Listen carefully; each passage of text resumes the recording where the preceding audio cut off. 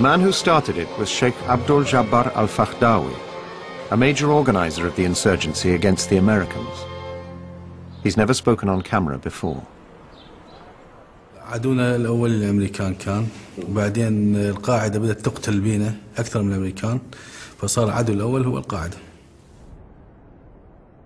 عندي أصدقاء وكنت أدعمهم سابقا ومقربين إلي، فأخبرتهم وجبتهم 10 أشخاص لمحاربة القاعدة. Sheikh Jabbar had fought the Americans. Now he decided to seek an alliance with them to fight Al-Qaeda. People ask me, what was the tipping point for Al-Anbar province? And I would say it was November 22nd, the day Sheikh Jabbar entered my tactical operations center and said, I want you to help me take back my neighborhood. شهر 11 2006 التقيت بالجنرال تين عن طريق طارق العسري، أنا ما عندي علاقة بالأمريكان.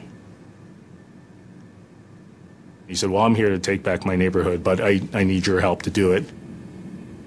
I said, show me your neighborhood, and he pointed, and I looked at that and I said, are you kidding me? I mean, this is like the worst neighborhood.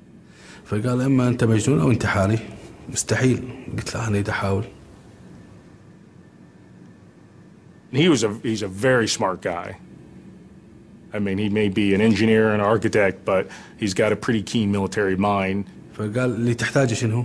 قلت له أحتاج 100 بندقية وعتاد ونفتح صفحة جديدة.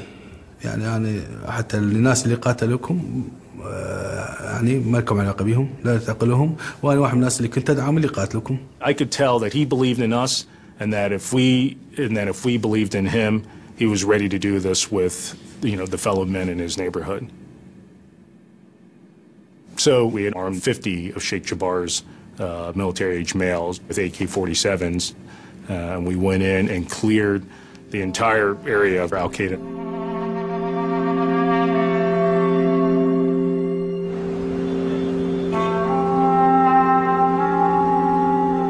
Another influential tribal leader in Anbar also joined the awakening. He'd had enough of Al-Qaeda. وضحت للناس سفالة وقذارة هذا التنظيم وبطشه بالمجتمع في محافظة الأنبار ومحاولة عزله. بداية الأمر تصرفات قطع رؤوس بعض الناس أو الشخصيات المعروفة وتحدي أبناء عشائرهم أن يروحون يشيلوهم. القضية الثانية الاعتداء أو جر النساء من شعرهن زين عندما يداهمون المكان لأخذ أزواجهم، وكثير من الاستفزازية هذه اللي أثارت حفيظتنا كقبائل احنا في المنطقة الغربية.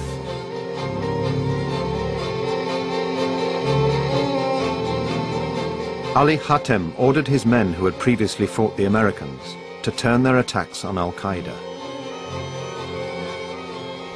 تم مداهمة الجامع في صلاة الجمعة من قبل ثوار الأنبار واعتقال 12 عنصر قيادي من تنظيم القاعدة وخروجهم أو إخراجهم إلى خارج الجامع، وأنطوا الأدلة للناس، وتم تصفية 9 منهم في نفس الوقت واعتقال الباقين.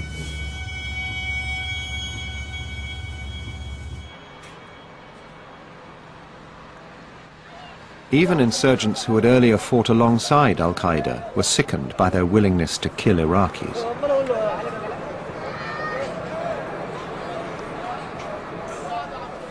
قتلوا أخويا وقتلوا واحد رفاقي، فمن هذه صراحة تركت العمل القتالي. بالعكس فخور جدا بالعمل اللي قمت به، ما أذيت ولا جرحت ولا أصبت أي مسلم أو عراقي، كان عملي حصرا على القوات الأمريكية. But the leaders of the awakening were taking huge personal risks in confronting Al-Qaeda. أسرنا ما قارب 30 قيادي بالقاعدة. عندي أخ عايش ببغداد، فتنظيم القاعدة متصل بغداد والأنبار، فاعتقلوا بالقاعدة بالبغداد. بدأوا يساوموني يتصلون بأخويا، خل الشيخ جبار يطلق سراح ذول 30 قيادي، كنت بخليهم بالمركز عندي. ويفلش مركز الحامضية. فرفضت أنا أصلا المساومة، لأن إذا فلش مركز واحد يجي يستحلون مرة ثانية ويذبحون الأبرياء، فقلت يقتلون أخويا أحسن ما يقتلون أبرياء، فرفضت فقتلوا أخويا.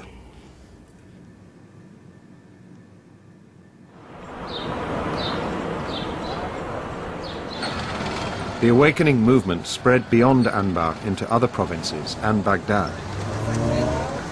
Its members called themselves the Sons of Iraq and fought alongside American soldiers whose colleagues they had killed. This is a very difficult thing to do for our young commanders because these are people who are shooting at us. So the conversations we had ran along the lines is, well, we have an option, is they can either have their guns pointed at us or they can have their guns pointed at Al-Qaeda. I have no doubt that a great many that I interacted with had bloods of coalition soldiers and Marines on their hands. As awful as it is to say, isn't your blood. And that's a very selfish thing to say, but we had a mission to do. And at the time, I saw results. And we saw results, immediate results. And those results were, we weren't getting blown up.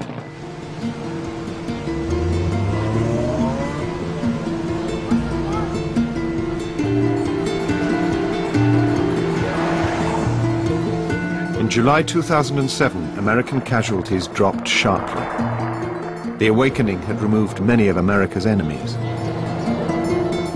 Sectarian killings also tailed off, partly through exhaustion, partly because US troops were again on the streets.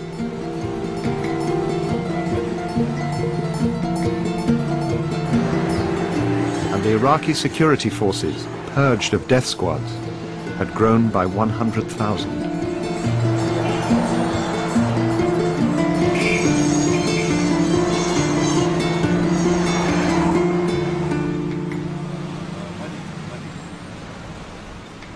If you figure, we put about 35,000 troops in there to what we had, and we grew 100,000 Iraqis in that year, and we had another 100,000 sons of Iraq helping us.